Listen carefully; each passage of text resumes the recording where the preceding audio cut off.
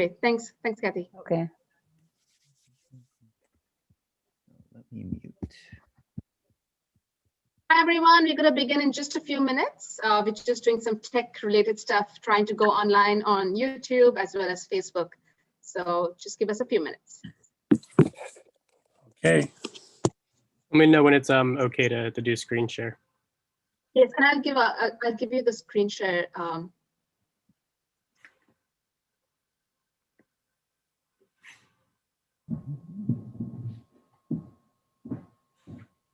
The video cohort, you should have gotten it by now.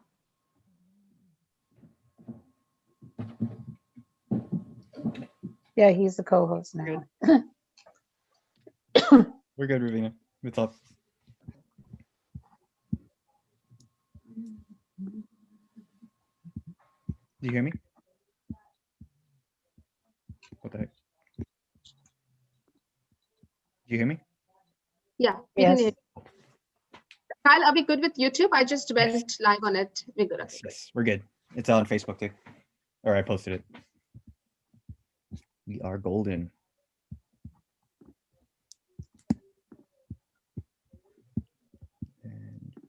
Hello, everyone, and welcome to the NAMI Santa Clara County Monthly General Meeting. My name is Rovina Nimbalkar, and I'm the Executive Director at NAMI Santa Clara County. Before we begin with the presentation, some updates about NAMI Santa Clara County.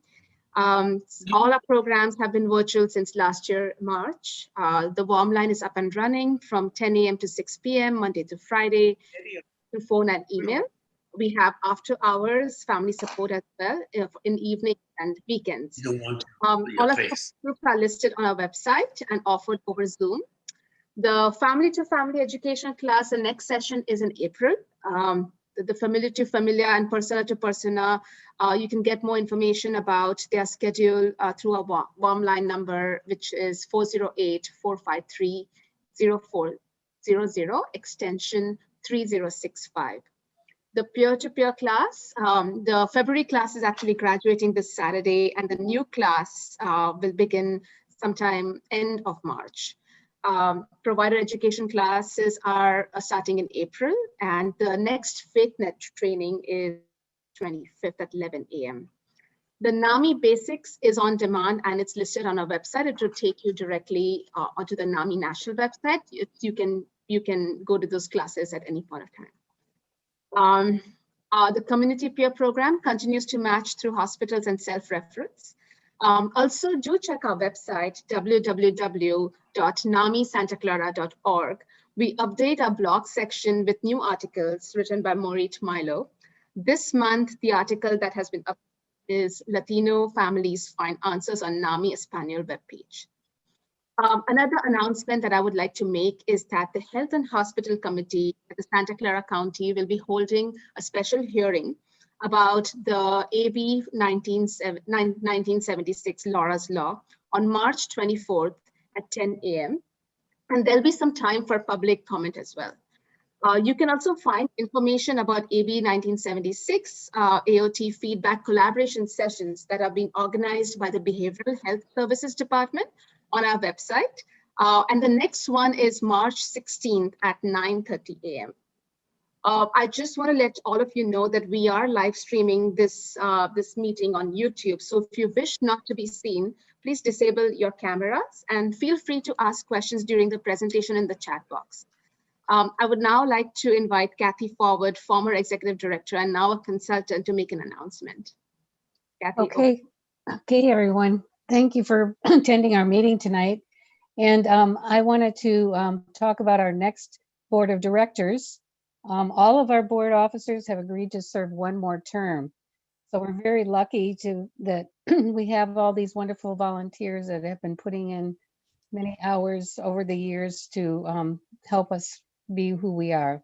So the slate for 21-22 is co-presidents Vic Durojakian and Beverly Lozoff. VPs, we have Juan Perez, Harold Brown, and Uday Kapoor. Our treasurer, Steve Wade, and our secretary is Peter Newman. So we're going to have to vote on the slate as a whole. For all of those in favor, I guess we could use the reactions, or if you want to unmute yourself, I'll check the squares and you can raise your hand or say aye. So if you would mind doing that, put your thumbs up or clap your hands. Okay, I'm looking through. Okay. We're not voting. All right. Is anyone opposed? You can unmute yourself if you're opposed. Okay. I don't hear anyone saying anything. So, congratulations to our continuing board of directors. And again, we thank all of you for your time and effort as volunteers, doing this important job for our affiliate. Thank you so much. And now I'll turn it over to Kyle. Thank you, and congrats again. And also our president's birthday, we just found out. Happy birthday, Beverly. That's All right. dedication. So let us move on. Let's introduce our guest for today, Dr. Brandon Bensley. Dr. Brandon Bensley is a psychiatrist and clinical assistant professor in the Department of Psychiatry and Behavioral Sciences at Stanford School of Medicine. His current research focuses on the role of dopamine in economic decisions and developing neurostimulation-based treatments for severe depression and suicidality. Dr. Bensley received his bachelor's degree in physics from the College of New Jersey. He then spent a year conducting plasma physics research on a joint project between Princeton and NASA. He then turned his interest to neuroscience. He began training for his MD PhD at the Medical University of South Carolina, where he completed his dissertation research on the behavioral economics and neuroeconomics of substance use disorders. Simultaneously, he conducted clinical research on buprenorphine maintenance therapy, focusing on how patient perspectives influence treatment. Please welcome Dr. Brandon Bensley. Thank you so much for the introduction, Kyle, and thank you to everyone at NAMI for allowing me to come here tonight and to share this meeting with you. And I've always been extremely impressed with NAMI over the years, and it's just a real honor to be here tonight. So I was invited to do the Ask the Doc presentation. So I am a practicing psychiatrist, although I do spend most of my time doing research, as Kyle said. And my research spans a few different areas, but ultimately at the end of the day, my dream is to hopefully make better treatments for people that are suffering with mental health disorders. That's really my passion. I was forwarded several questions from community members to try to address tonight. I can't address all of them. Some of them are about specific situations within people's lives, and I'm not allowed to address those things, but I can take out different themes from those types of questions and hopefully do my best to bring in useful information. Most things that we see in mental health are actually unknown. So mental health can be really frustrating because most parts of it are unknown. So I really want to try to take the questions and then focus on what things that we really can stand on more steady ground on. So hopefully someone will find that useful. Without further ado, I'll start going through some of the pieces of information that I thought might be helpful to share based on some of the questions, and then we'll do it open-ended for the second part. All right, so one of the questions asked, or actually a few of them asked about different things like books or what people sometimes call sort of self-help references. I have seen over the years a lot of different book clubs, especially focusing on mental health topics, and I've seen people use those book clubs and that literature for various types of things. One of the things that I personally find most helpful in reading books is actually reading books written by people who have had a lot of challenges with mental health. Because I personally find it very interesting to see how they handled those challenges, and especially if they write interestingly, they can tell a narrative about it that really sits with me and makes it really easy to kind of remember and connect with. One of those books, like Kay Redfield Jamison, really interesting person who is a very well-known scientist who does research on bipolar disorder. She was also a practicing psychologist who did a lot of work with folks with bipolar disorder, worked on inpatient units over at UCLA for years, but she also suffered from very severe bipolar disorder. And so she writes about this really interesting perspective of being both a researcher, a provider, as well as someone in the patient role. So I found her book just extremely, extremely interesting. And one of the things that she writes about, I think that's really important, that a lot of people have challenges with, not just in mental health, but in any type of medicine, is the idea of taking medications every day. And she talks about her struggles going back and forth on that, where in one moment she'd be someone who was telling her own clients that they had to take medications, but then at the same time she would be struggling herself as to whether she wanted to do it or not. So I found that really, really helpful in understanding the other conflicts that people might have with medications. Another one that I really recommend, or at least that I had a really good time reading, was The Center Cannot Hold by Ellen Sachs. Ellen Sachs is actually a trained Freudian psychotherapist as well as a lawyer. So she has her degree in law, and she actually works as a professor of law, specifically how it interacts with the mental health system, which is always a really interesting and difficult topic as medicine meets the legal system. She also has schizophrenia and writes about her experiences as someone with that challenge, how she's dealt with it throughout her life, but then how she's also integrated it with her professional career in a really interesting way. And I always find people that have really interesting solutions to really difficult problems to be really helpful. So I thought Ellen Sachs' books was interesting on that. In more of the sort of the self-help category, I really haven't read a whole lot of those books, to tell you the truth. So I'm less of an authority on it. So my any type of recommendation is just that I happened to read a couple that I thought were really good because I enjoyed reading them. So that's take it with a grain of salt. But I did really enjoy reading David Byrne's books. He's got a bunch of them. He is a psychiatrist, but did a lot of work developing a type of cognitive behavioral therapy. Known as team cognitive behavioral therapy.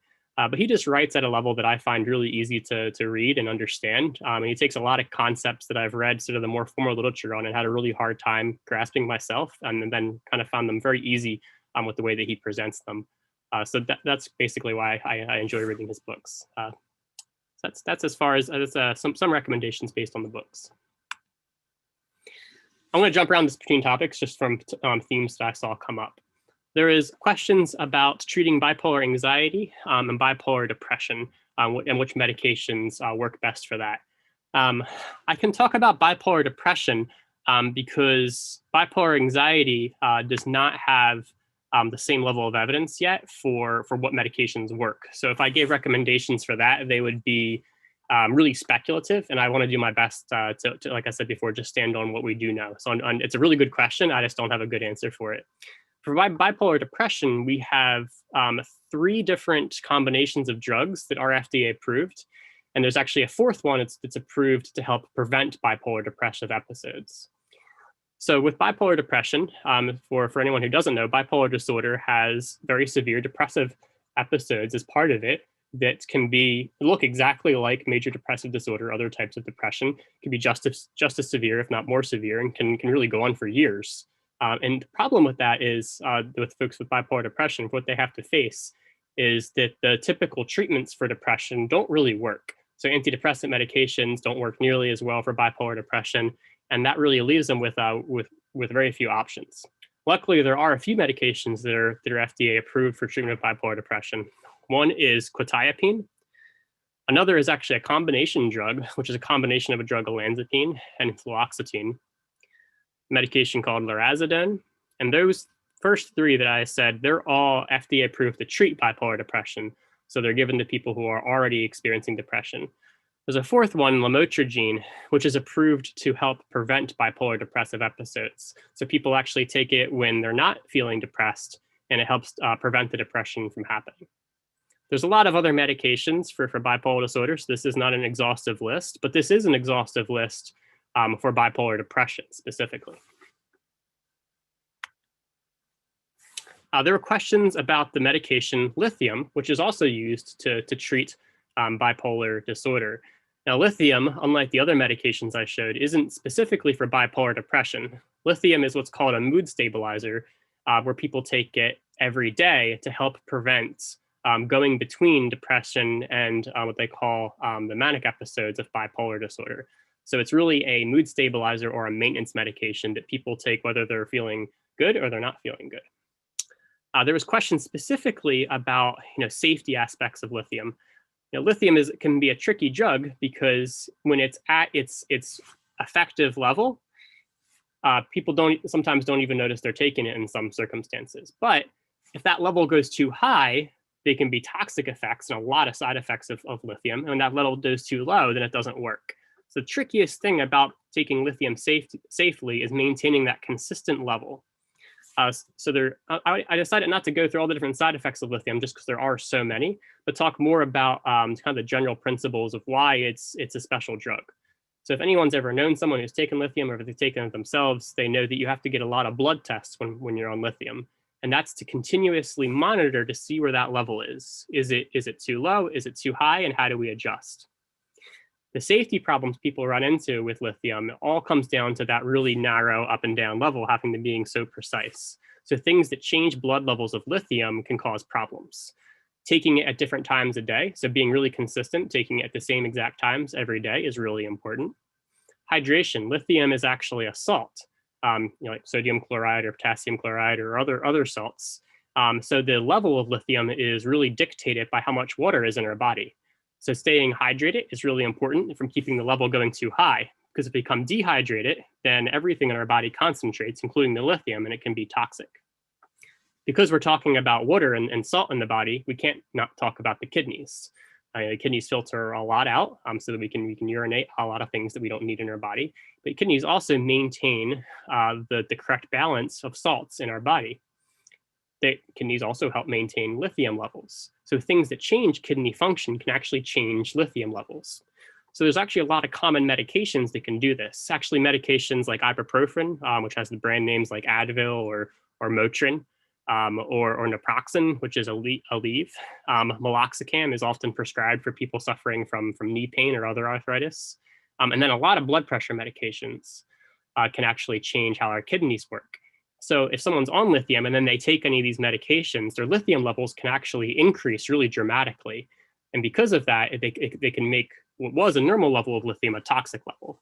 So the safety of lithium all comes down to making sure that we do it consistently. And if we do change anything, including medications or other aspects of our life, we need to get our level rechecked to make sure it's not going too high or too low. There is specific questions about intramuscular medications. Sometimes these are called long-acting injectables. What these are is instead of taking a medication every day, now there's more and more options of taking a form of that medication in the form of an injectable that gets injected into one of our muscles, usually our thighs or our gluteus on our butts, and sometimes on the deltoid on your arm. And with those medicines, what they do is they slowly release out of the muscle over time to keep blood levels stable. The nice thing about that is it's really kind of a pain to take a medication every day. You have to remember taking it every day. If you forget, it can be a real pain. Getting it filled all the time is a real pain. There's just a lot of parts about it that make taking medications really a hardship in life. So the solution to this was intramuscular medications because they can be given either once a month, once every 3 months. And there's actually formulations that can even be pushed out now in the research world longer than that, which for a lot of folks is really preferable to taking a medication every day. So the questions came down to, does this actually make a difference though in terms of how well people do, especially if people have a symptom that we see sometimes within mental health where they have a hard time knowing that they actually have symptoms. And this has a really fancy name, anosognosia. And within that symptom, we see that people sometimes have a really hard time in taking medications, and maybe they might do better with the long-acting medications like these. That part's not really known yet. I don't really know if someone has that specific symptom, if long-actings do better. But what we do know is that people have been using these long-actings for long enough now that they do appear to work better. What do I mean by work better, though? Well, there's a bunch of different ways to measure that, and I chose to highlight 2 here from these very large clinical trials. So right here, you'll see, and I put a citation there, but you'll see on this graph, you'll see at the bottom it says hazard ratio. And when we go to the right on the hazard ratio, you see that's an increase in probability of something happening. And if you go to the left, you see a decrease in probability. The probability we're talking about here is the probability of being hospitalized for something related to mental health. Now, the more you go to the left, what it's saying is that people do better. They're hospitalized less frequently. Now, what you can see here is that some of these medications say oral, meaning they're a medication someone's taking by mouth, usually every day, or they say depot, and depot means intramuscular injection, just another name for it. And what you can see is the ones that are on the top, which are the ones furthest to the left, there's a lot of those that are depots. There's a haloperidol depot, there's risperidone depot, there's perfenazine depot. And then when we get more towards the bottom, you see there's more oral medications. Importantly, there's other medications here that it's not a perfect correlation. We see medications like clozapine, which is only available orally, and olanzapine, which is only available orally, are also up here as well. So this does show us, though, that the depot medications, the intramuscular medications, do appear to be doing a particularly good job with helping folks from staying away from the hospital if that's what they choose is good for them. Now, that's one outcome. Another outcome we can look at is all-cause mortality. And this is one of my favorite outcome measures to look at when I'm trying to figure out the cost benefit of a medication. At the end of the day, it's a nice outcome measure because it says, what is the probability of someone dying for any reason if they're on a medication versus not on a medication or on different types of medication?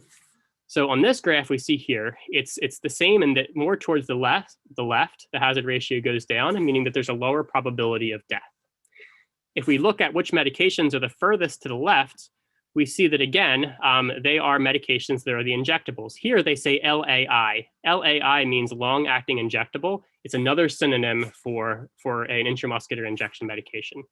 And we can see that there's this one at the top's LAI, and we see another LAI, another one, another one, another one, another one. And they are interspersed with things like oral perfenazine, oral aripiprazole up here. So again, not a perfect correlation, but we do see on the top of the graph that most of the medications here are of those long-acting intramuscular injections. So far what I can say is that it does appear that the long-acting injectables may work better in certain circumstances, but it's not a one-to-one correlation. So it's also really important to talk with your doctor about the specific long-acting injectable to see if it's one of the ones that's showing to have really good outcomes, whether that outcome is symptoms, reduction in mortality, or reduction in hospitalization. That's an important one-on-one discussion to make sure that the outcome measure makes sense for you as the one that's being important to you. There's questions about suicidality, and this is a topic near and dear to my heart. I do research on suicidality. And it's not only tragic, but it's also one of those things that I think make all of us think, how can we do something differently as community members to help with suicidality? And there's lots of people thinking about that. There are a lot of different approaches. As a medical doctor, I'm pretty sort of narrow in my scope of what I can think about and do. So I think about things like medications or other types of treatments for how I can help. And that actually might not be the best way. But it is one way, and it is my area of expertise and sort of what I'm able to work in. So I'm answering the question from my own vantage point here. So when I think about suicidality, I think about what are the big risk factors for it. Actually, one of the biggest risk factors for it is diagnosis. So specifically, diagnoses that have to do with hallucinations or paranoia. So things like schizophrenia or schizoaffective disorder. Those disorders have by far the highest suicide rates. For people that are challenged by one of these disorders, the suicide attempt rate can be as high as 50%, not higher. And then the suicide completion rate is 25% in some cohorts. And at least nationally, it's over 10%, which is just, it's incomprehensibly high every time I even think about those numbers.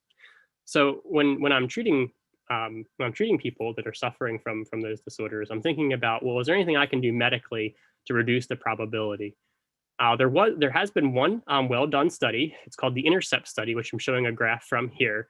They compared the medication clozapine to another very commonly used medication called olanzapine to see if it would change the probability of suicide attempts. And they found that clozapine reduced the probability of a suicide attempt compared to olanzapine.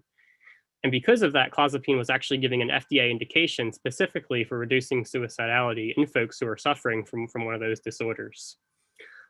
So with that, you can see that the overall probability change is not huge. It's but it does exist. And for those folks who are in the group who are on clozapine, that comes down to real people and in real lives where we're able to change the suicide attempt rate, which we hope would also reduce the suicide completion rate.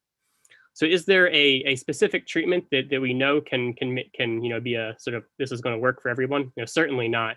And most treatments we know actually don't have any known effects on treating suicidality. So it's one of those things that I'm really passionate about and really trying to think of better ways of treating it. But this is one thing we have now that's FDA approved for folks with disorders like schizophrenia or schizoaffective disorder. There's a lot of questions I got about time course, how long to wait before trying a new treatment. How do you know a treatment works? Another really frustrating thing in mental health treatment is that the treatments take so darn long to start working. And that's pretty much true across the board. There's a few exceptions. Certain medications and certain diseases, they work really rapidly, but that's really the exception. The rule is that it takes months and months to really start to know if something's going to work or not, which I find really frustrating, at least. So here is an example of this. On the vertical axis here, we have cumulative probability of remission from depression. So someone has a depressive episode, they're depressed, and then how long does it take after they start a medication before they don't have depression? They don't meet the criteria for depression anymore. And this data is actually taken from an extremely large study called STAR-D, and it's the second phase of STAR-D. So it's a really well done, really large study in regular primary care practices across the country. And it's really representative of a typical time course we might see for a medication, not just for depression, but also for things like schizophrenia or bipolar disorder. And what you see here is this is weeks of treatment. And we're looking across here, we're looking across 4, 5, 6, 7, 8, 9, 10 weeks. This is, weeks and then months of treatment can be a really long time before we really know if something's going to work or not. And that makes treating disorders really hard. What I try to remind both doctors, though, as well as people trialing medications, is that we really need to be on them at an effective dose for a number of months before we can make a call as to whether it's working or not.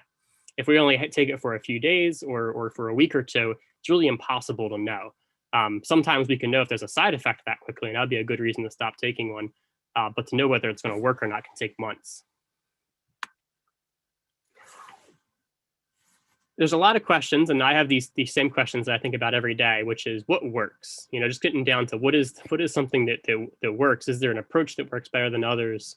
And how do I know? And that is, I call it the $1 billion or $1 trillion question. I mean, I can't even put a value on it question. It's just such an important question and one we're always thinking about.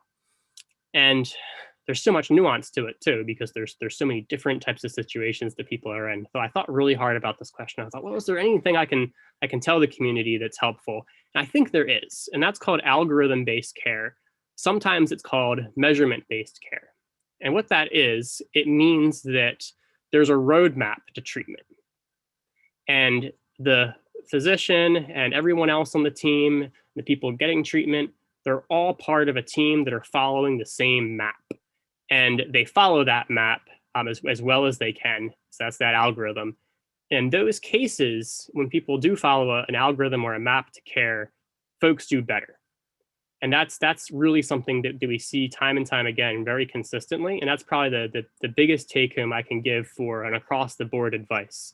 If you're ever wondering if the treatment that's being developed or you're speaking with someone with is this a good treatment or not, ask them what the roadmap is, what's the algorithm, and if they can walk you through that, then you can feel really good about the treatment you're in, because it makes such a big difference. So right here, we're looking at remission from depression again, and we can see that there's a green line and kind of an orange line. The orangish line is the standard treatment without using, and so people going to treatment teams who are doing their normal thing. The green one are teams that were forced to follow algorithms. And in the green line, as you can see, it's falling much more rapidly than the orange line because people are getting better faster. And I took this trial because it was a nice randomized controlled trial, but there are lots of examples of this when we stick to an algorithm. And I think the most important part of that is when people stick to an algorithm with their treatment, they actually end up staying on treatments longer before they switch to give them the time to see if they're going to work. But then they actually do switch too, because I meet a lot of folks who get stuck on a treatment that's not working, and they may be stuck on it for years, and that's too long as well. So it's making sure that someone waits long enough and then goes to the next treatment before going to the next treatment, but not waiting too long. And algorithms are really good at making sure we follow those maps. So I'll leave it at that. there's a lot of other stuff we didn't talk about today. So here's a picture of me when I had longer hair last year. And that's one of my colleagues, Dr. Nolan Williams. And in this picture, Nolan is putting what's called a transcranial magnetic stimulation coil on my head. And that's commonly used to treat things like depression. And actually now it has an FDA approval for treating bipolar depression, as well as obsessive compulsive disorder. And uniquely, there's also a version of it that's been approved for smoking cessation. So there's more indications being approved by the FDA for transcranial magnetic stimulation, which is also part of that algorithm now for treatment of those disorders. There's also electroconvulsive therapy, which people used to call shock therapy. That's specifically a treatment for things like really difficult to treat depression. It can be very effective for certain folks, as well as for really difficult to treat schizophrenia.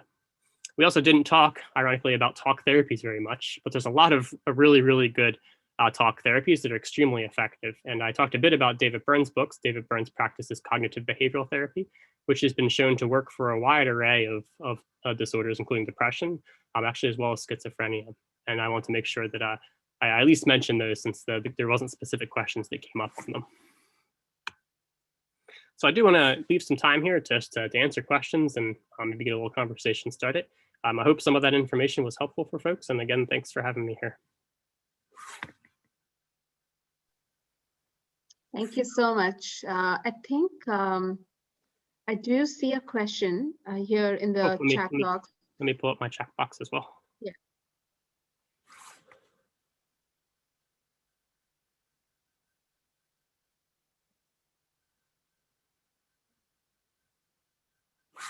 Okay. So I see one question about brexpiprazole for bipolar depression. So brexpiprazole is a medication that is very similar to another drug we commonly use called aripiprazole, and sometimes these are used to treat bipolar depression off-label. That's true. That's absolutely true. And the reason I didn't bring up those is because whenever I give talks on certain things, I try to stick to what do we have sort of mountains of evidence for, and that I can tell people and be really, really sure about it. But this brings up an important point where sometimes people try all the FDA approved treatments and they didn't work. And then the question becomes, well, what do I do now? Do I just do nothing? Sometimes for some folks, they choose that is what's right for them is to do nothing. Sometimes though, doing something that's off label, which is a physician and in tandem with the team, with the person they're treating, they decide to try a medication that doesn't have an FDA approval, but maybe they have reason to believe that it might work for it because of some clinical trials that have been published, or from just experience and trying things. So that's a fine thing to do. What I usually tell people I'm working with is, if we go ahead and we try all the FDA approved approaches and nothing works, we can talk about things like this, and then this would be a reasonable thing to talk about. We see another question here about less urgent mental health challenges versus serious mental illness challenges. Looks like it's a complicated question because they didn't get a chance to type in the whole rest of it. But if you do get a chance to ask it, then I'd be more than happy to try to answer. Great, Doctor. Thank you very much for being here tonight. I know that part of what you do is for intellectual stimulation, but there's a large part of it which is for altruism, and I respect and appreciate that very much. I think some of the audience tonight is here just from lived experience, and there's others here for advocacy. My wife and I are both here for both. The difference is with, I think, some of the less severe mental health issues, families and doctors have an opportunity to have conversations with their patients. Whereas you mentioned I'll probably mispronounce anosognosia, but what we went through with bipolar 1 and psychosis, you don't have that opportunity. And so we look at the laws for 5150, 5250, even going to crisis residential where you have 3 days, 2 weeks, a month. The medications take so darn long to have an effect on the patients.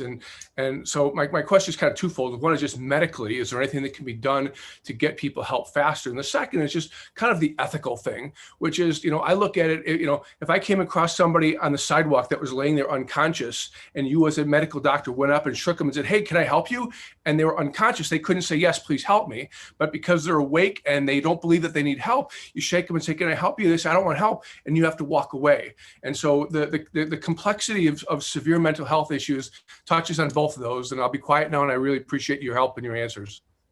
Oh, you're very welcome. And you brought up some really good, important topics. And some of them I don't have answers for, but they're things I also think a lot about. And they're those things that every time I think about them, I don't find myself finding an answer. So it causes me to want to speak to my colleagues and friends and other advocates to try to figure out what those good answers are. And, one of the things you brought up was with anesthesia and, trying to figure out how to give someone treatment who's suffering and maybe a real severe, we call acute illnesses in the doctors speak of something that comes on really quickly and really kind of hits hard, like if someone was passed out on the side of the street, and what to do in those situations. Sometimes it's easy to know. Sometimes it's not. And when I say sometimes it's not, I say usually it's not. Usually it's a discussion that I have really frankly with everyone involved, and as many people I can get involved. So family members, friends, if we can have them, anyone else in the community who's interacting with them. And that is really it's really, we all kind of come together and try to figure out what the right thing is for that person. Legal system wise, the legal system also interacts with this. And, as I remember, I was actually serving as an expert on a court case, and I was on the stand all day, and I was really having a hard time in trying to communicate with the folks in the court, because they were speaking legal speak and I was speaking medical speak, and I was getting frustrated. And the judge actually turned to me and said, you know what? At the end of the day, we're doing our best to try to intersect in two different worlds, and those worlds were not meant to work together. And we're just going to go ahead and do our best. And I thought that was a really kind of thoughtful on her part, because she understood the difficulty of what we were against. I will bring it back to NAMI though, because I think NAMI is doing the exact right thing, which is bringing the community together to have that conversation. I think one of the things that really hits the mental health community so hard is nationally there is a lot of stigma against it. It's even worldwide, and with that, it makes it really hard to have the advocacy there when laws are being made. In places like local congresses as well as up to the national Congress, and when these laws are being made. They're sometimes made without as much of that advocacy there. So having really grassroots organizations to bring people together to make sure that their voices are heard and what their experiences are to make those decisions is by far the most widely impactful thing. Certainly much more than, I do research on medications and treatments, which I do because I think it's interesting for me and it's what I'm good at. But ultimately, I think the things that are really going to have the biggest impact are really doing that advocacy work. Thank you. Another questions popped up while we were talking. I want to make sure that I don't know how to get to them in order though. So I don't if someone's been asking one for a while, I don't. Is there a good way, Ravina? So I think Alice has her hand up. Maybe you can ask Alice's question, then we can go to the Alice. one that's by Marty in the chat box. Okay. Also, before Doctor. Alice, you ask your question, Dr. Brandon, is it possible to unshare the screen so that then we can see you on a larger screen? Thank you. Sorry, go ahead, Alice. Thank you, Dr. Bensley. Thank you so much. Probably my question is very convoluted and complicated, but I'll try to ask it simply. How do you help, or what are the rights and what's the right thing to do when you're dealing with a person who has a disability and has delusions? Working with the counselor, has counseling, but refuses seeing a psychiatrist or a psychologist, is conserved, and how serious can the delusions be? And this is unspecified substance medication induced disorder. Yeah, sounds like there's a few questions in there, and I can say firsthand that if whenever you're either a family member or someone working with the mental health system or just being an advocate for the mental health system, I said it's actually really frequent that we find ourselves in situations where the questions do feel kind of convoluted. I know I find myself in there not just once a day, but maybe 5 or 6 times a day minimum if I'm going to work, and if I didn't find myself in a situation because I wasn't working that day. So so I do, and I think sometimes people don't realize how common that is, and it's really common situation to be in that sense. The specifics of the situation though are always extremely unique to us.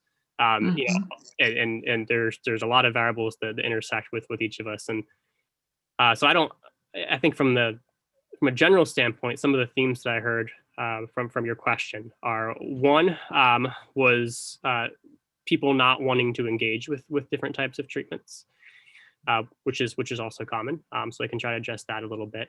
And I also heard some questions around conservation, which brings up the probate legal system typically. And we can talk a little bit about that, but a educated discourse on it is I usually leave to my colleagues who are more experts on mental health law, which I am not. So I will give that caveat. But talking about the aspects of people wanting to do treatment or not wanting to do treatment, that is a really important topic that I can talk about a lot because I deal with it every day. And I don't have a good answer, but I can tell you how I personally approach it, and hopefully there's some kernel of helpfulness there.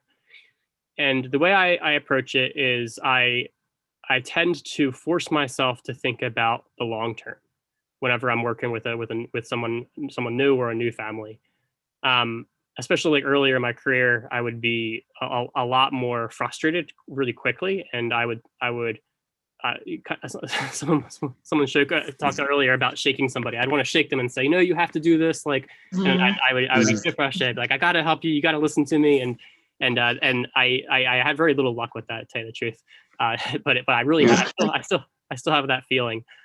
So I would, but what I move towards, and actually what there's quite a bit of evidence, I'm really into looking at papers and reading them and looking for evidence, is a general technique called motivational enhancement therapy. Sometimes they call it motivational interviewing.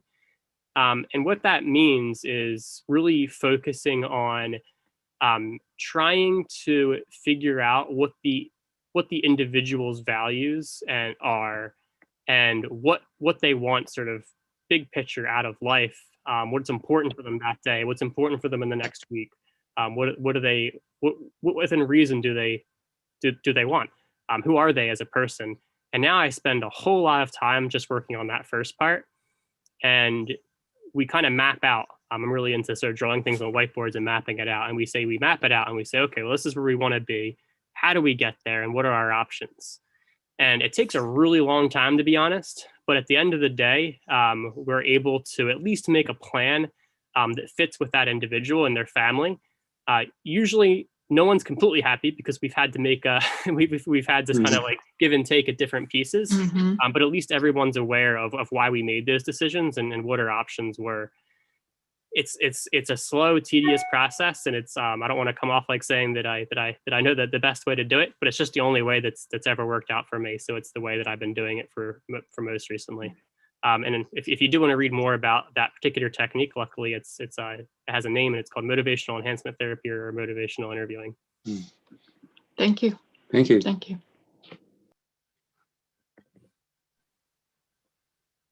There are some more questions in the chat. Oh, let's jump over there. Is Vraylar good for bipolar? Are there any side effects?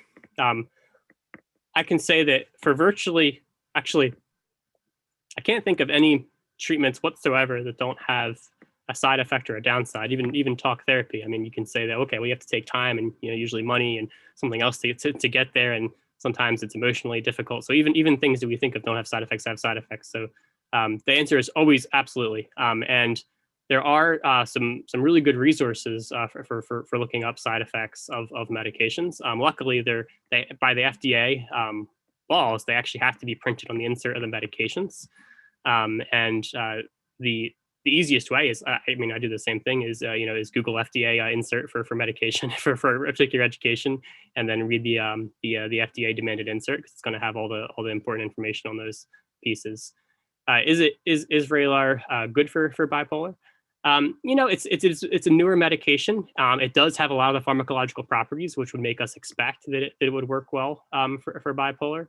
But there's a whole lot of medications that are used for treatment of bipolar, and a lot of times they're used in combination. So the ultimate specific decision really comes down to the individual person who's taking the medication and their conversation with their doc. And that's kind of a frustrating answer, but it's where I got to leave it for that one.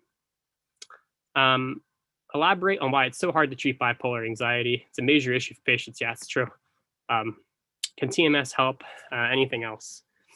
So yeah, absolutely, 100% true. Bipolar anxiety is sort of one of the, which is from its name, people can tell it's anxiety symptoms that people experience who are suffering from bipolar disorder. And from what folks tell me, it can be really physically uncomfortable as well as obviously mentally really difficult. And there's a lot of suffering involved with it. And even once you get the depression treated and you're on mood stabilizer, it can still be there. And there's not any medications that are approved for it, which makes it even more frustrating. So that it is one of those like major open issues that there is research being done on, and actually some of that research is in the world of TMS. But again, there's nothing that's been approved for it yet. So there's nothing that I can specifically recommend, at least in this general forum. So I share the frustration with that part. Is there a value in genetic testing to determine advanced potential effects of various medications? It's a super interesting question. So there are a lot of genetic tests that, even with the level of genetic tools we have now, there's thousands and thousands that we can actually get.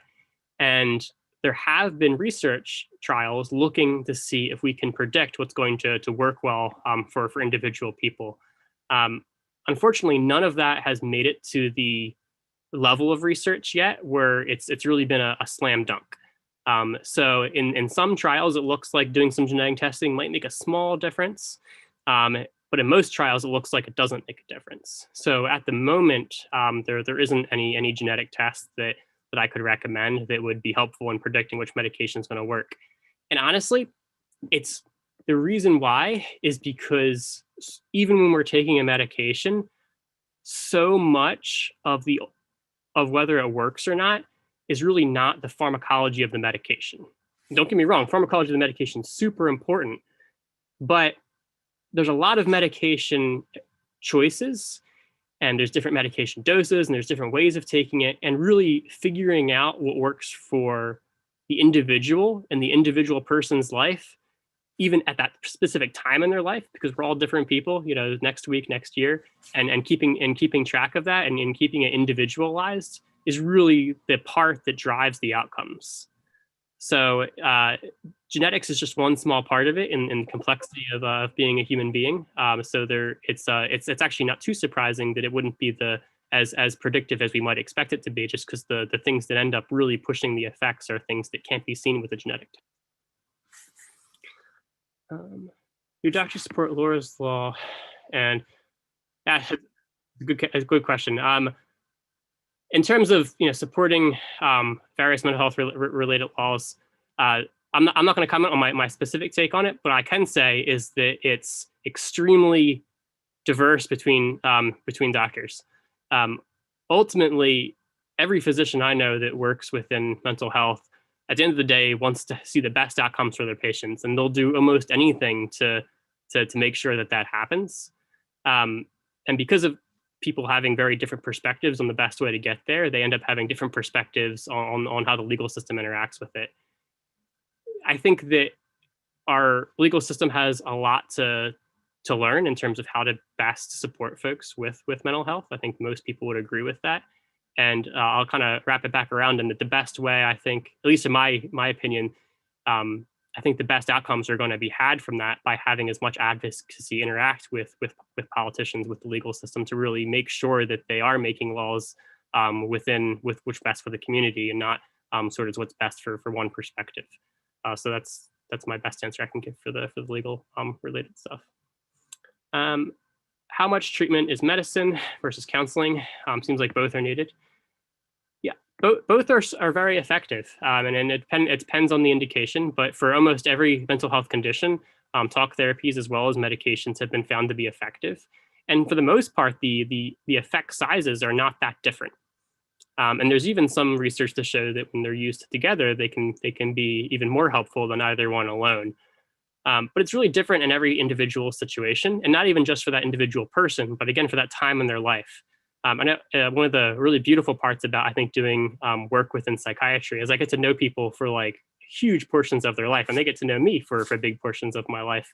And we both are different people from one day to the next, which is such a cliche, but it's also really true. So I work with some people who they'll go for long periods of time not taking medications, and then some periods of time where they are taking medications or doing therapies or both. And I think the important part is remaining open to the idea that as we change and our circumstances change, that one might be the better choice at one time and one might be the better choice at another time, or both are helpful. One of the cool things about talk therapies is that the effects tend to persist. So and that's a real big difference from medication. When we see with medication effects, they tend to work when people take them. When they stop taking them, those effects tend to go away for the most part. Or with talk therapies, we see that the effects tend to persist even beyond when persons are receiving the talk therapy, which is really what I like a lot about talk therapies. It's also hard to get them, though. I mean, they tend to be pretty expensive, hard to find people who give that type of therapy, hard to get insurance coverage for them, and then the time commitment to actually doing them makes it really hard. I mean, I'd even venture to say that the vast majority of people would find it really, really difficult to engage talk therapies on a regular basis, not because they don't want to, but because there's a lot of other challenges in life, like work or childcare, transportation, money, all those realities that make it hard, where it's quite easy to take a medication in comparison. And that's sort of a reality we run up against a lot, as frustrating as it is. Nutrition questions and gene therapy, which I'll take as separate questions. Well, I actually talk to almost all of my patients about nutrition. It's a very I'd say nutrition as well as exercise, because they're extremely overlooked components, and they have very large effect sizes on mental health.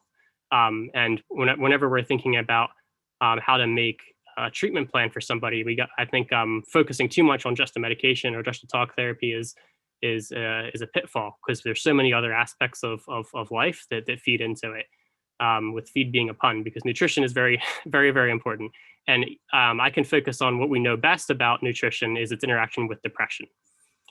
So there's actually at least 2 diets, which are really easy to find on the internet because there's tons of literature on them, that have been shown to improve outcomes for depression. And one of those is called the DASH diet. It's a DASH. And it's actually a diet that was developed by the American Heart Association for treating high blood pressure. And they found it was a really good diet for treating blood pressure, and people have really good cardiovascular outcomes. And lo and behold, they're also a lot less depressed. So the DASH diet is really, the nice thing about it is it's extremely algorithmic. You can tell I'm a nerd because I keep falling back to things like equations and algorithms as my answer to everything. But it's true though. It's for me it's really easy, because I go online, I can say, oh, I want a dinner with DASH diet, and it'll tell me exactly what to put together. There's all sorts of stuff that's already been done, and it makes it really easy to follow. So I find it quite easy.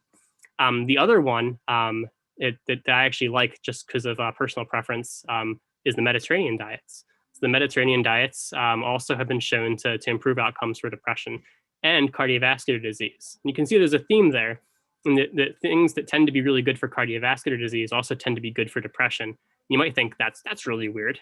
It's actually not super weird, because our brain itself is a really large organ that has a lot of blood flow. It actually takes up about 25% of our basal calorie usage for about the day, even though it's only 3 pounds of our entire body. So it's really metabolically active. It needs really good blood supply. So having a diet that's really good for your cardiovascular system, being good for your brain is not too surprising, but it does make an effect in the long run. So I actually usually talk to my patients about both of those diets.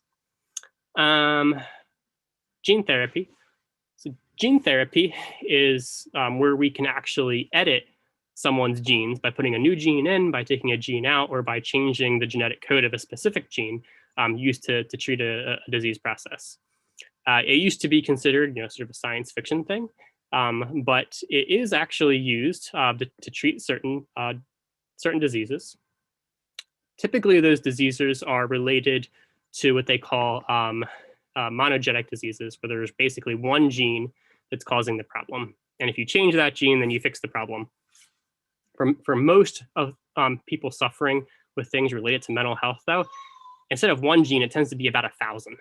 And not just 1,000 genes, but 1,000 genes that interact with a lifetime of experience and exposures to different things throughout life that ultimately result in the very unique structure within our individual brain. So we can't really just change one gene or even 100 genes and make a big difference. Interestingly, though, there is starting to be some literature on things that are tangentially kind of related to this. So one of these is something called Parkinson's disease, which a lot of people probably heard of. Parkinson's disease is when our dopamine neurons die at a faster rate than they're supposed to. And because the dopamine neurons die off, people start having trouble moving, and they have a lot of problems with movement. Well, dopamine also affects our mood. So people with Parkinson's disease also tend to be have a lot of depression. It's actually one of the most common symptoms of Parkinson's disease early on. There are now some genetic treatments for Parkinson's disease where there are genes being inserted into the different parts of the brain to increase dopamine supply or to rearrange different neural circuits affected by dopamine. So that's probably the first example I can think of an actual clinical trial that's been done using gene therapy that does affect things like mood. So it does exist, and I imagine that as that technology improves, there'll be more examples of things like that. Importance of sleep. I can say for at least my personal experience, I feel a lot better when I get good sleep. And I think it's probably true for most folks. I think the key is how do you get good sleep, and that's the hard part. And that's also something that is something I probably talk to almost everyone I work with on is about sleep. I get asked a lot about medications for sleep, and usually that brings up the question for me is, well, what do we want to get out of sleep? Is it that we just want to be asleep at night, or is it we want to get something specific out of it? And my own personal bias is I want to feel good when I wake up in the morning and I have energy to go throughout my day and not kind of feel fogged over or like I can't really think clearly like I feel if I don't get good sleep. So I think, well, so I do literature reviews on this a lot, and I try to say, is there any medication that someone can take that actually improves daytime functioning? Because they have scales for this where they measure daytime functioning. And as of now, there's not any known medications that improve daytime functioning. There's a lot that makes people fall asleep quicker and stay asleep longer, but none of them improve daytime functioning. So I always give people that caveat if we're going to take a medication for sleep, and it doesn't give folks what I think is the most important part of it. There are talk therapies, though, that do improve that. And the one that's most studied is called cognitive behavioral therapy for insomnia. Or people usually shorten it to CBTI, cognitive behavioral therapy for insomnia. And it is, you guessed it, an algorithm based on going through specific thoughts and behaviors around sleep. And it is by far the biggest effect size in treating things related to insomnia. So there's a lot of other issues with sleep that fall outside of insomnia. People can have a lot of reasons to not sleep well. Insomnia is just, primary insomnia is just one of them. Before primary insomnia, cognitive behavioral therapy for insomnia is probably the best studied treatment. And one of my favorite things about it is you don't have to even see a therapist anymore to get it. I love therapists, don't get me wrong. I know a lot of people work in it. I know a lot of therapists who are really good friends of mine. But, like I said before, it's really hard to get sometimes to get access to. So CBTI was also one of the first therapies that got turned into a complete app algorithm. So CBTI was actually developed by this group in England, and they turned it into an app called Sleep.io. And Sleep.io is actually covered now by insurances, by a lot of insurances. And you can just go on your phone or even on your computer and go through. They have a little animated therapist who goes through it with folks. And that's actually been shown to be just as effective as going into the actual therapist themselves. So I've done it myself. I thought it was really great. And I recommend that to folks who are, if you're lucky enough to be able to get a real person to do it, then that's definitely the preference. But for a lot of us, it's easier to do the app. Benefits of taking a cocktail. Usually when folks ask about cocktail, they mean a mixture of medications. And that is understudied. So in general, taking multiple medications of different classes at the same time Usually, most clinical studies look at one medication compared to a placebo medication, and that's it. And then some studies go as far as to look at two medications together. More than that is extremely rare. So usually at most folks are being studied on taking two medications simultaneously. But if you're in my seat, you see thousands of people and what medications they're taking. I also do a lot of consulting work where I go through medical records of different psychiatric practices. So I also read sometimes thousands of notes from their doctors. And it's really common for folks to be taking numerous medications, many more medications than have ever been studied in a clinical trial. And the real answer is we don't know exactly what the benefits of that are or the risks, because they haven't been formally studied in the same way as taking fewer medications. Interestingly, though, at least for things like for schizophrenia, for example, there is some emerging literature that when people are on multiple medications, that they do tend to do better, but it's really pretty weak evidence at the moment. Not enough, again, to say that it's that sort of mountain of evidence that I would put a recommendation behind, just kind of what's coming up in the research. The effects of remote work and shelter in place. Oh, yes, as we all know, as we speak to each other here on Zoom, it's a very apropos question to ask about. It's unfortunately, for the large part, it does seem to be pretty detrimental to folks in terms of mental health. There's a real important reason why these orders were put in place for infection control. But in terms of the mental health aspects, they do seem to be detrimental. And the hard part to disentangle there is that it's not an isolated variable. When the shelter in place came in with a lot of job loss from folks, which also causes a lot of mental health issues, we see is actually probably one of the biggest factors that drives increase in the population and mental health challenges is things like job loss. So there's a lot of unemployment right now, which we always see causes a lot of difficulties, which makes sense. And then the stress, the stress from having having the fear, being able to have access to things that people need for health.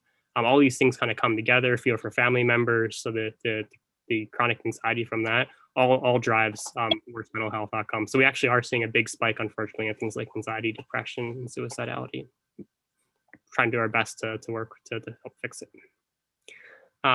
If someone on Invega injection consistently asks for PRNs and meds, lack of motivation and other emotions, does this indicate he might be on wrong med? So I can't comment on the specific situation, but I can see here that in Invega injection, so Invega is a medication that blocks dopamine, and when people are on Invega, because dopamine is involved with motivation, they sometimes do feel lower motivation. So that would be a really reasonable side effect that we see from folks, and one that kind of makes sense with how the medication works. So could that be a side effect of Invega? Most definitely. And other missions doesn't indicate it might be on the wrong med. That's a bigger question, because if someone's on the right or wrong med, we have to weigh all the variables simultaneously for that person at this time in their life. What are the effects of the person not taking the medication, and how does that compare to the lack of motivation when being on it, and the other side effects or benefits that we didn't get a chance to talk about?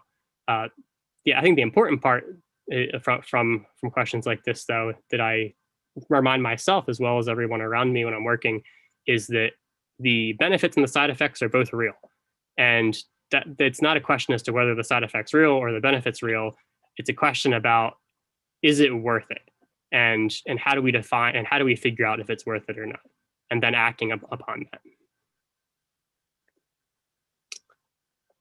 Research what is best for anxiety. We can talk about anxiety. Bipolar anxiety, like I said before, is a really hard one, but anxiety in general is something that is more well known. So anxiety treatments, for the most part, tend to be either talk therapies, or they tend to be medications. And I can talk some kind of about the big classes. The big classes of talk therapies tend to be cognitive behavioral therapy surrounding different types of anxiety. So if someone has panic attacks, then there's specific types of cognitive behavioral therapy for the panic attacks. If they have generalized anxiety, which is feeling anxious about a lot of things, there's specific treatments for that. Sometimes people get anxiety, but only in specific situations, like when they're around other people, or they're like about claustrophobia being the the probably classic example, only when they're in small spaces. And then there's really specific treatments for things like that. Medication-wise for anxiety, most of the medications are similar to antidepressants in that they raise the neurotransmitter serotonin in the brain to higher levels. And over time, usually months, the person feels less anxiety. They tend to need a lot higher doses to treat anxiety, though, than depression. So mostly when I see folks who do well with treatment using the antidepressants to treat anxiety, they tend to take and be on higher doses than someone would be for depression. So it's not uncommon also then to have more side effects associated with the medications at higher doses. So that's one thing that I tell people about, just so they have what I think are more reasonable, or at least more accurate expectations. For anxiety, sometimes people also get medications of the benzodiazepine class, which are things like Xanax, Valium, alprazolam, lorazepam, clonazepam, diazepam, midazolam, a lot of AZAMs. That's how you know they're benzodiazepines. And they are medications that work actually very similar to how alcohol, like alcohol that someone would drink in a beer or a spirit, they actually work pretty similar in the brain, and they just kind of shut brain cells down. Neurochemically, what they do is they open the gates to a lot of negatively charged chloride ions, and they just kind of flood into the cells and shut everything down. And so they're shutting down everything, including the feelings of anxiety, which can be a huge relief. Anyone who suffered from a panic attack or bouts of severe anxiety can know that sometimes all we want is to have everything just turn off for a bit, just a little bit of just a break.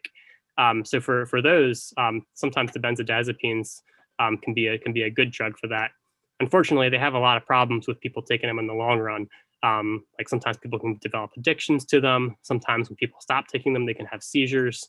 And sometimes because they are shutting everything down in the brain, people feel kind of zonked out, which they don't want to feel, or they actually feel so woozy that they fall and hit their head, which actually can be one of the biggest problems with it. So it's one of those things they really have to kind of work with the individual doctor on and trying to figure out what's right for that person at that time. Specific techniques, last year seem to work better or reinforce existing treatment. For specific shelter in place treatments, I can say that we've tried a lot of them, at least in my own practice. We've been creative with a lot of folks. Because it hasn't been going on long enough, I don't know if those things are actually effective or not. I can say we are trying to be creative. I can give you a few examples of that, but these are things that I'm not standing on a mountain of evidence to tell you. There are more things that we're just doing our best to try to come up with. And a lot of those have to do with trying to get outside in a safe way. So our brains are very wired to be circadian. So going back to about sleep, we wake up, we expect to be exposed to some sunlight or something like that. And then when we go to bed, we expect things to be dark. And when we go off of that cycle, it can cause a lot of mental health challenges. It's like anxiety getting worse, depression getting worse. So one of the biggest things I work on with folks is, let's keep you on a schedule. Let's make sure that, there's no screen time too late at night, that you're getting in bed at a specific time, that you're only staying in bed to sleep at night. And during the day that you're getting up, and depending on where you're at, we try to tailor it to the individual. Some places, there's less other people around, so they can safely go outside without worrying about getting COVID exposure. They can go on walks outside and spend a good deal of their time, depending on how safe it is and the weather, and then the environment they're in, as kind of permits for that individual. Obviously, doing as much social activity through safe means is still really, really important. It's obviously not the same as being in person, but keeping up with regular, a lot of us, we were going to work, we were being exposed to a social group, and making sure that there's some semblance of that through Zoom. So even like this meeting here that NAMI's doing, and kind of bringing us all together to have a conversation. It's not the same as if we were in an auditorium or kind of hanging out somewhere, but it is important to continue to do. For anxiety, bipolar folks now take serotonin meds. So what can they take? Yeah, so for bipolar, the things that people end up taking for anxiety are the typical meds for bipolar. So those medications fall under drugs that block dopamine. So they're the antipsychotic class of medications, as well as the mood stabilizer medications. So things like lithium or valproic acid or carbamazepine. which are medications people that are FDA approved for bipolar. Sometimes for some folks, it helps with the anxiety aspects. One thing that I do see more commonly with that is that folks do end up taking the benzodiazepine class medications because they are effective for treating anxiety, but it's a hard decision to make, and that's why I would for specific situations it's really important to talk with your treatment team about. But I have seen that done and have treated folks successfully using those medications with bipolar anxiety in the past. They're not really indicated for it, but for sometimes the anxiety is so severe it's the best we can offer. Oh yes, we have started to run over 8 o'clock. It's true. Let me see. Oh, let me see if there's. I think that was all the main questions. Well, thanks again for inviting me. I hope at least something I said was helpful for some people, and I really appreciate everyone bringing their energy out here and their curiosity. And I think we're all part of the same community of folks who are really interested in how the brain works and how we can improve the lives from people that are suffering from mental health illnesses, and really encourage everyone to remain part of that, because really as a community we'll be much more powerful than the individual units. So thanks NAMI for hosting this and for bringing the community together. It means so much. Thank you so much, Dr. Bensley. It was really helpful. We really appreciate all the answers and all the information that you gave us. So we hope to see you again sometime soon, but thank you so much for taking the time out and answering all our questions. And thank you everybody for attending our general meeting today. We'll see you soon. Thank you and have a good night. Thank you. Bye-bye. Thank you.